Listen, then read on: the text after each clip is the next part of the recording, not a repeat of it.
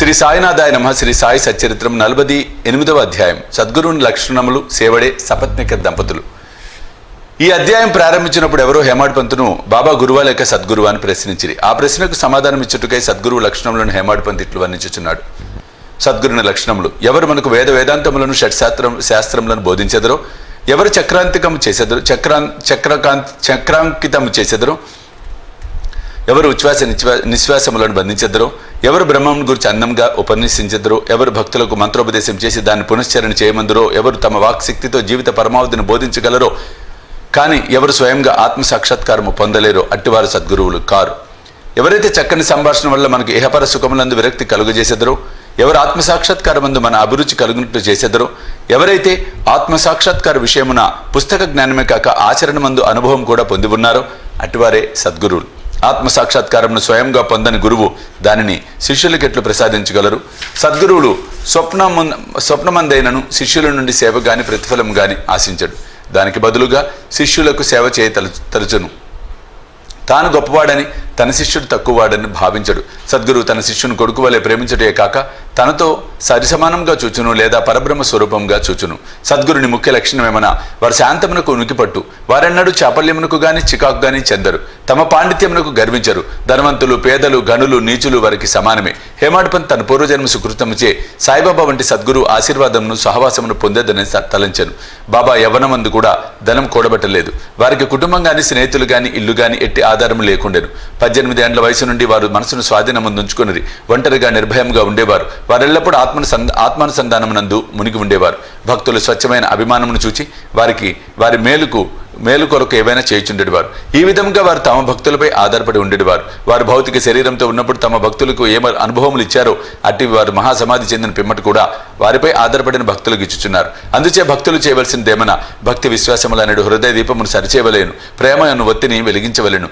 ఎప్పుడిట్లు చేసేదరో అప్పుడు జ్ఞానమనే జ్యోతి వెలిగి ఎక్కువ తేజస్సుతో ప్రకాశించును. ప్రేమ లేని జ్ఞానం ఉత్తది. అట్టి జ్ఞానం ఎవరికి అక్కర్లేదు. ప్రేమ లేనిచో సంతృప్తి ఉండదు. కనుక మనం అవిచ్ఛిన్నమైన అపరిమితమైన ప్రేమ కలిగి ఉండవలేను. ప్రేమను మనం ఎట్లు పొందగలము? ప్రతి వస్తువు దాని ఎదుట ప్రాముఖ్యము లేనిదగును. ప్రేమ అన్నది లేని ఎడల చదువుట గాని వినుట గాని నేర్చుకునుట గాని నిష్ఫలము. ప్రేమ అనున్నది వికసించనిచో భక్తి, నిర్వాహము, శాంతి, స్వేచ్ఛలు పూర్తిగా వికసించినచో పూర్తిగా ఒకటి తర్వాత ఇంకొకటి వచ్చును. దేనిని గురించి కానీ మిక్కిలి చింతించినదే దాని యందు మనకు ప్రేమ కలగదు. యథార్థమైన కాంక్ష, ఉత్తమమైన భావం ఉన్న చోటని భగవంతుడు తానే సాక్షాత్కరించును. అది ఏ ప్రేమ, అది ఏ మోక్షము. ఈ అధ్యాయంలో చెప్పవలసిన ముఖ్య కథను పరిశీలించదము. స్వచ్ఛమైన మనసుతో ఎవరైనాను నిజమైన యోగీశ్వరుని వద్దకు పోయి వారి పాదములపై పడినచో తుట్టతుతకు రక్షింపబడుదురు. ఈ విషయము ఈ దిగువ కథ వలన విసిదపడును. సేవడే షోలపూర్ తోటి విద్యార్థి సేవడే అతనితో చేరను. ఇతర విద్యార్థులు కూడా గుమిగూడి తమ పాఠములు జ్ఞానం సరిగా ఉన్నదో లేనిదో చూచుకుని చుండిరి. ప్రశ్నోత్తరముల వలన సేవడకి ఏమీ రాలేట్లు తోచెను. తక్కిన విద్యార్థులు అతన్ని వెక్కిరించిరి. అతడు పరీక్షకు సరిగ్గా చదవకపోయినా తన యందు బాబా కృప ఉండుడిచే ఉత్తీర్ణుడు అగుదునని చెప్పాను. అందుకు సపత్నేకర్ ఆశ్చర్యపడెను. సాయిబాబా ఎవరు? వారినేలా అంత పొగుడుచున్నావు అని అడిగాను. అందువలన సేవడి ఇట్లు చెప్పాను. షిరిడిలో మసీదులో ఒక ఫకీరు కలరు. వారు గొప్ప సత్పురుషులు, యోగులు. ఇతరులు నన్ను వారు అమోఘమైన వారు. పూర్వజన్మ సుకృతమున్న గాని మనం వారిని దర్శించలేం. నేను పూర్తిగా వారినే నమ్మి ఉన్నా. వారు పలుకున్నది అన్నడు అసత్యం కాదు. నేను పరీక్షలో తప్పక ఉత్తీర్ణుడు అగుదునని వారు నన్ను ఆశీర్వదించి ఉన్నారు. కనుక వారి కృపచే తప్పక చివరి పరీక్ష యందు ఉత్తీర్ణుడు అయ్యేదను. సపత్నేకర్ తన స్నేహితుని ధైర్యంకు నవ్వెను. వానిని బాబాని కూడా వెక్కిరించాను. సపత్నేకర్ న్యాయ పరీక్షలో ఉత్తీర్ణుడైను. అక్కలకోటలో వృత్తిని ప్రారంభించి అతని న్యాయవాదిగా ఉండెను. 10 సంవత్సరముల పిమ్మట అనగా 1913లో వానికి గల ఒకే కుమారుడు గొంతు వ్యాధితో చనిపోయాను. అందువలన మనసు వికలమయ్యాను. పండరిపురం, గాంధర్గాపురం మొదలగు పుణ్యక్షేత్రములకు యాత్రగా పోయి శాంతి పొందవలను అనుకోనను. కానీ అతనికి శాంతి లభించలేదు. వేదాంతం చదివాను కానీ అది కూడా సహాయపడలేదు. అంతలో సేవడే మాటలు అతనికి బాబా ఎందుకు గల భక్తి జ్ఞప్తికి వచ్చాను. కాబట్టి తాను కూడా షిరిడికి పోయి సాయిని చూడవలను అనుకోనను. అతడు తన సోదరుడు ఒక పండితురావుతో షిరిడి వెళ్ళాను. దూరం నుండి బాబా దర్శనం చేసి సంతసించాను. గొప్ప భక్తితో బాబా వద్దకు ఎగి ఒక టెంకాయ నచ్చడి పెట్టి బాబా పాదములకు నమస్కారం చేశాను. బయటకు పొమ్ము అని బాబా అరిచాను. సపత్నేకర్ తలవంచుకొని కొంచెము వెనుకకు జరిగి అచట కూర్చుండాను. బాబా కటాక్షమును పొందుటకై ఎవరి సలహానైనా తీసుకున్నట్టుకు ప్రయత్నించాను.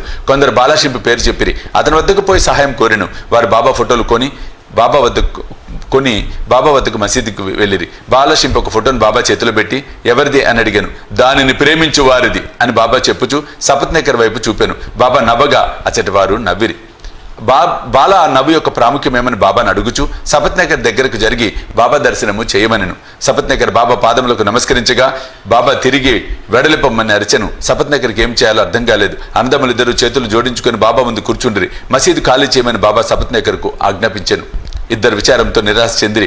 బాబా ఆజ్ఞను పాలించవలసి ఉండుచే సపత్నేకర్ షిరిడి విడవలసి వచ్చాను. ఇంకొకసారి వచ్చినప్పుడైనా దర్శనం ఇవ్వవలనని బాబాను వేడెను. సపత్నేకర్ భార్య సంవత్సరం గడిచెను కానీ అతని మనసు శాంతి పొందకుండాను. అతడు గానగాపురం వెళ్ళాను కానీ అశాంతి హెచ్చెను. విశ్రాంతికై మాడేగాం వెళ్ళాను. తుదకు కాశీ వెళ్ళటకు నిశ్చయించుకొనెను. బయలుదేరటకు 2 దినముల ముందు అతని భార్య ఒక స్వప్నము కనపడెను. స్వప్నంలో ఆమె నీళ్ల కొరకు కొండ పట్టుకుని లకర్షా బావికి పోవుచుండెను. అచ్చట ఒక ఫకీర్ తలగొడ్డ కట్టుకొని వేప చెట్టు మొదట కూర్చున్నవారు తన వద్దకొచ్చి, ఓ అమ్మాయి, అనవసరముగా శ్రమ పడదేవేళ నేను స్వచ్ఛమైన జలముతో నీ కుండను నింపెదను అనెను. ఆమె ఫకీర్కు భయపడి ఒత్తకొండతో వెనక్కు పారిపోయాను. ఫకీర్ ఆమెను వెన్నంటను. ఇంతలో ఆమెకు మెలకు వచ్చెను. ఆమె తన కలను భర్తకు చెప్పాను. అదే శుభ శకునం అనుకుని ఇద్దరు షిరిడి బయలుదేరి వారు మసీదు చేరినప్పటికీ బాబా అక్కడ లేడు. బాబా లెండి తోటకు వెళ్ళి ఉండిరి. బాబా తిరిగి వచ్చే వరకు వారచ్చట ఆగిరి. ఆమె స్వప్నంలో తాను చూసిన ఫకీర్ను బాబాకు భేదం లేదని విను. ఆమె మిగులు భక్తితో బాబాకు సాష్టాంగ నమస్కారము చేసి బాబాను చూచుటకు అచ్చటనే కూర్చుండెను. ఆమె అనుకువా చూచి బాబా సందర్శించి బాబా తన మామూలు పద్ధతిలో ఒక కథ చెప్పటం ప్రారంభించెను. నా చేతులు, పొత్తి కడుపు, నడుము చాలా రోజుల నుండి నొప్పి పెట్టుచున్నవిరా. అనేక ఔషధములు పుచ్చుకొంటిని కానీ నొప్పులు తగ్గలేదు. మందులు ఫలమీయకపోవుటచే విసుగు చెంది తిని కానీ నా నొప్పులన్నీ ఇచట వెంటనే నిష్క్రమించుటకు ఆశ్చర్యపడుచుంటుంది అనెను. పేరు చెప్పనప్పటికీ ఆ వృత్తాంతం అంతా సపత్నేకర్ భార్యది. ఆమె నొప్పులు బాబా చెప్పిన ప్రకారం త్వరలో తగ్గిపోవడిచే ఆమె సంతసించాను. సపత్నేకర్ ముందు పోయి దర్శనం చేసుకొను. మరలా బాబా బయటకు పొమ్మను. ఈసారి అతడు మిక్కిలి పశ్చాత్తాపడి ఎక్కువ శ్రద్ధతో ఉండెను. ఇది బాబా తన పూర్వం నిందించిన ఎగతాళి చేసిన దాని ప్రతిఫలమని గ్రహించి దాని విరుగుడు కొరకు ప్రయత్నించుచుండెను. బాబా ఒంటరిగా కలుసుకొని వారిని క్షమార్పణ కోరవలనని యత్నించుచుండెను. అట్లే నడిచెను. అతడు తన శిరస్సును బాబా పాదములపై పెట్టెను. బాబా తన వరద హస్తమును సపత్నేకర్ తలపై పెట్టెను. బాబా కాళ్ళు తుచు సపత్నేకర్ అక్కడే కూర్చుని ఉండెను. అంతలో ఒక గొల్లస్త్రీ వచ్చి బాబా నడుము పట్టుచుండెను. బాబా ఒక కోమటి గురించి కథ చెప్పసాగాను. వాని జీవితంలోని కష్టములు వర్ణించెను. అందులో వానికి ఒకడే కొడుకు మరణించిన సంగతి కూడా చెప్పాను. బాబా చెప్పిన కథ తనదే అని సపత్నేకర్ ఆశ్చర్యపడెను. బాబాకు తన విషయములన్నీ తెలిసుడిచే విస్మయం పొందెను. బాబా సర్వజ్ఞుడని గ్రహించెను. అందరి హృదయములను గ్రహించెను. ఈ ఆలోచనలు మనసును మెదలుచుండగా ఆ గొల్లస్త్రీ చెప్పుచున్నట్లే నటించి సపత్నేకర్ వైపు చూచి ఇట్లనెను, వీడు తన కొడుకును నేను చంపి తినని నన్ను నిందించుచున్నాడు. నేను లోకుల బిడ్డలను చంపెదనా? ఇతడు మసీదునకు వచ్చి ఏడ్చుచున్నాడేలా అదే బిడ్డను వీని భార్య గర్భములోనికి మరల ఇచ్చేదను. ఈ మాటలతో బాబా అతని తలపై హస్తముంచి ఓదార్చి ఇట్లనెను, ఈ పాదములు ముదుసలివి, పవిత్రమైనవి. ఇక నీ కష్టములు తీరిపోయినవి. నాయందే నమ్మకముంచుము. నీ మనోభిష్టములు తప్పక నెరవేరును.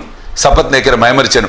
బాబా పాదములను కన్నీటితో తడిపెను. తరువాత తన బసకు పోయెను. సపత్నేకర్ పూజా సామగ్రిని సమకూర్చుకొని నైవేద్యంతో మసీదుకు పోయి భార్యతో పోయి ప్రతిరోజు బాబాకు సమర్పించి వారి వద్ద ప్రసాదం పుచ్చుకొనిచుండేవాడు. ప్రజలు మసీదులో గుమిగూడి ఉండేవారు. సపత్నేకర్ మాటమాటికి నమస్కరించుచుండెను. ప్రేమ వినయములతో ఒక్కసారి నమస్కరించిన చాలునని బాబా చెప్పాను. ఆనాడు రాత్రి సపత్నేకర్ బాబా చావడి ఉత్సవమును చూశాను. అందు బాబా పాండురంగన్ వలె ప్రకాశించాను. ఆ మరుసటి దిన ఇంటికి పోయినప్పుడు బాబా మొదట ₹1 దక్షిణ ఇచ్చి తిరిగి అడిగిన ₹2 లేదనక ఇవ్వవచ్చునని సపత్నేకర్ అనుకున్నాను. మసీదుకు పోయి ₹1 దక్షిణ ఇవ్వగా బాబా ఇంకొక ₹1 కూడా అడిగాను. బాబా వాణిని ఆశీర్వదించి ఇట్లనెను, టెంకాయను తీసుకొనుము, నీ భార్య చీర కొంగులో పెట్టుము, హాయిగా పొమ్ము, మనసునందు ఎట్టి ఆందోళనను ఉంచకుము. అతడు అట్లే చేశాను. 1 సంవత్సరంలో కొడుకు పుట్టాను. 8 మాసముల శిశువుతో భార్యాభర్తలు షిరిడీకి వచ్చి ఆ శిశువును బాబా పాదములపై పెట్టి ఇట్లు ప్రార్థించిరి, ఓ సాయి, నీ బాకిని మేమెట్లు తీర్చుకొనగలము, మాకు తోచుకున్నది కనుక ఈ సాష్టాంగ నమస్కారం చేయుచుంటుమి. నిస్సహాయుల మగుడిచే మమ్మల్ని ఉద్ధరింపవలసినది. ఇక మీదట మేము మీ పాదములను ఆశ్రయించదం గాక. అనేక ఆలోచనలు సంగతులు స్వప్నావస్థలోను జాగ్రత్తావస్థలోను మమ్మలను బాధించును. మా మనసులను నీ భజన వైపు మరల్చి మమ్ము రక్షింపుము. ఆ దంపతులు తమ కుమారునకు మురళీధర్ అను పేరు పెట్టిరి. తర్వాత భాస్కర్, దినకర్ అను ఇద్దరు జన్మించిరి. బాబా మాటలు వృధా పోవని సపత్నేకర్ దంపతులు గ్రహించిరి. అవి అక్షరాల జరుగునని కూడా నమ్మిరి. 48వ అధ్యాయం సంపూర్ణము. సద్గురు శ్రీ సాయినాథ్ అర్పణమస్తు. శుభం భవతు.